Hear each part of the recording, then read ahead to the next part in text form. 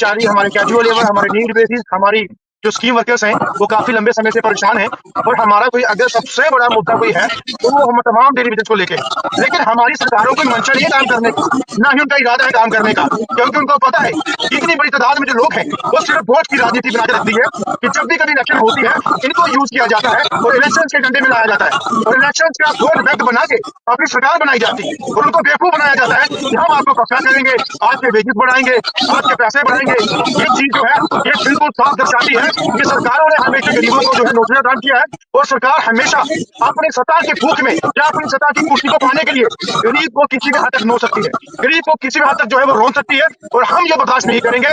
हम लोगों ने ठान लिया है कि तमाम डेली वेजेस को, स्कीम वर्कर्स को, नीड बेसिस को, कैजुअल लेबर को जब तक इंसाफ नहीं मिलता, हम जम्मू और दिल्ली की दूरी जो है वो रोक कर देंगे और अगर हमें जम्मू के अंदर इंसाफ नहीं मिलता तो दिल्ली के अंतर मंत्र की तैयारी हम कर चुके हैं और हम लोग जो है आने वाले दिनों में प्रदर्शन धरने भी करेंगे और सेंटर की सरकार के आगे गुहार भी लगाएंगे कि हम लोगों को हमारा इंसाफ दीजिए। मौजूदा सरकार हमसे धोखा कर रही है और हमें धोखे में नहीं देना, हमें हमारा हक चाहिए। हक दे दो तो आराम से घर बैठेंगे वरना जम्मू कश्मीर के अंदर भयंकर तरीके से भागेंगे। सनी जी, भारतीय जनता पार्टी के ऑफिस के बाहर आप गए थे, बात भी हुई और भारतीय जनता पार्टी के बड़े नेता एलओपी कहें या राज्यसभा मेंबर कहें, वो सारे बात कर रहे हैं आपकी, हम इनकी बात करेंगे। क्या लग रहा है एक बार फिर से धोखा नहीं होगा, बात हो पाएगी कुछ?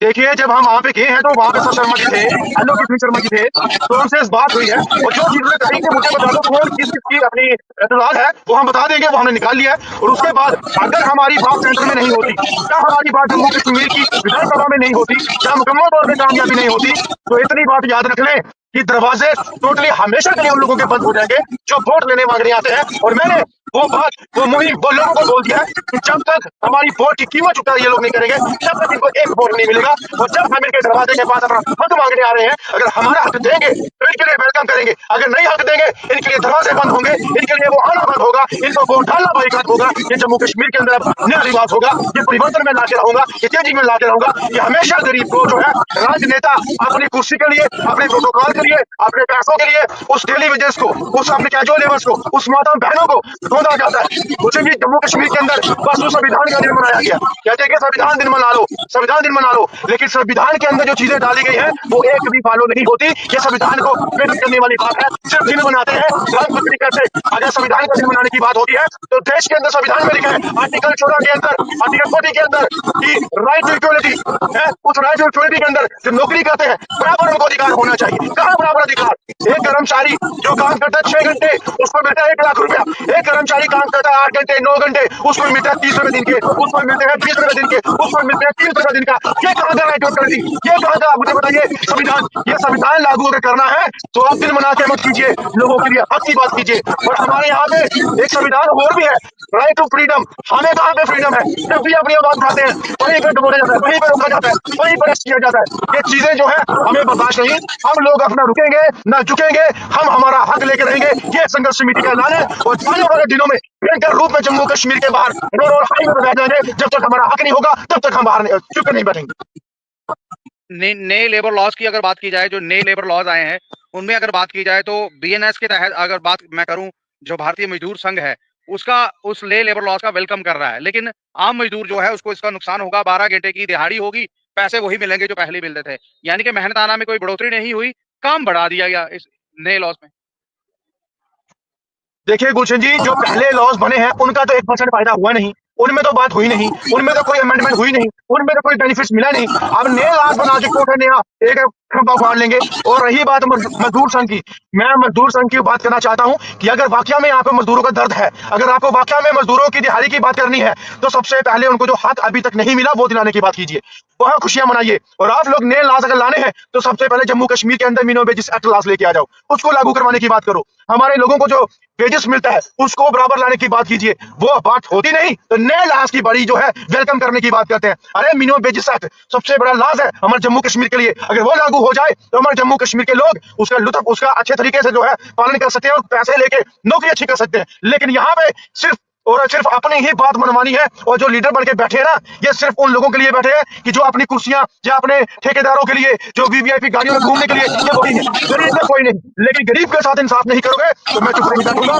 मेरे तमाम भाई और बहनों, आप जाग जाओ, हमें उठना है और उठ के अपनी लड़ाई लड़नी है और लड़के हम जीतेंगे। ये बात याद रखना। यहाँ पे भाजपा हो, नेशनल कॉन्फ्रेंस हो, जो भी सरकारें हमारा आगे नहीं देंगी, उसके खिलाफ कड़ी मजम्मत करके रोडों पे आएंगे, रस्तों से बाहर बैठेंगे। लेकिन अब चुप करके नहीं बैठेंगे, इनसे अपना ऑर्डर लेके रहेंगे।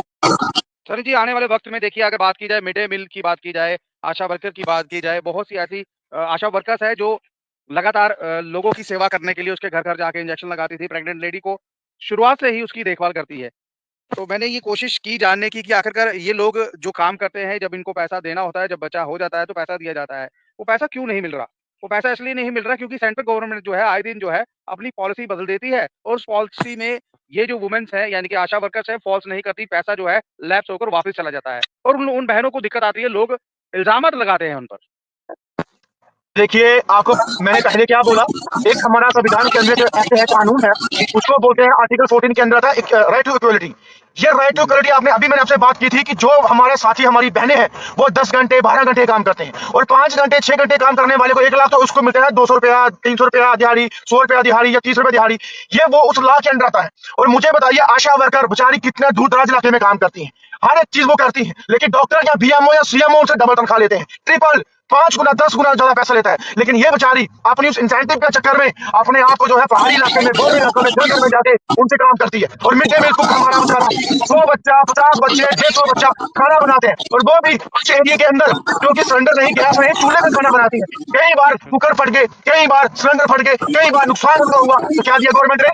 अगर खुदा न खास्ता कल कुछ प्रॉब्लम हो जाए, और हुई भी, कुछ नहीं मिला गवर्नमेंट से। क्या मिला? ना इंश्योरेंस, ना रिटायरमेंट पॉलिसी, ना क्या चीजें। यही मैं बोलना चाहता हूँ कि अपनी जान पे खेल के आप लोग काम कर रहे हो, लेकिन ना के लिए जो है बैकअप नहीं, कुछ अपने इंश्योरेंस नहीं, पैसा नहीं, गवर्नमेंट से हेल्प नहीं, तो क्या काम कर रहे हो? वहां की लड़ाई जो है इस बड़े पैमाने पर लड़ रहा हूँ और लड़के जीत के आपको हक देने का काम कर रहा हूँ। आप बाहर आइए और इस जालिम सरकारों से लड़ने का काम कीजिए। ये जालिम सरकारें सिर्फ और सिर्फ हमारे लोगों को यूज करना जानती है, उनको हक देना नहीं। हमारे आज उमर साहब थोड़े सैर सपाटे में घूम रहे हैं, लेकिन बड़ी बड़ी बातें कर रहे हैं, और बस यही बात अफसोस हमें यही आता है कि काश वो गाड़ियों का पैसा, वो सीडीएफ का पैसा, वो एमएलए की सैलरी बढ़ाने का पैसा उन गरीब को मिलता, उन लोगों को मिलता जो आपके लिए 24 घंटे जम्मू कश्मीर की गवर्नमेंट के लिए काम करते हैं। लेकिन इन्होंने अपना घर भरना है, अपने पैसे कमाने हैं, अपना सिस्टम सीधा करना है, गरीब जाए बाहर में। लेकिन इनको अब हम बताएंगे कि गरीब जब अपने पे आता है तो क्या क्या चीज लेके आता है। हमारे जम्मू कश्मीर के अंदर इतनी घटिया सियासत हो रही है कि हमारे गरीब को देखा नहीं जाता, माताओं को नहीं देखा जाता, बहनों को नहीं देखा जा रहा। सिर्फ जहां पे अपनी लाठी आए वहीं पे अपना डंडा घुमा लो। ये गलत चीज है।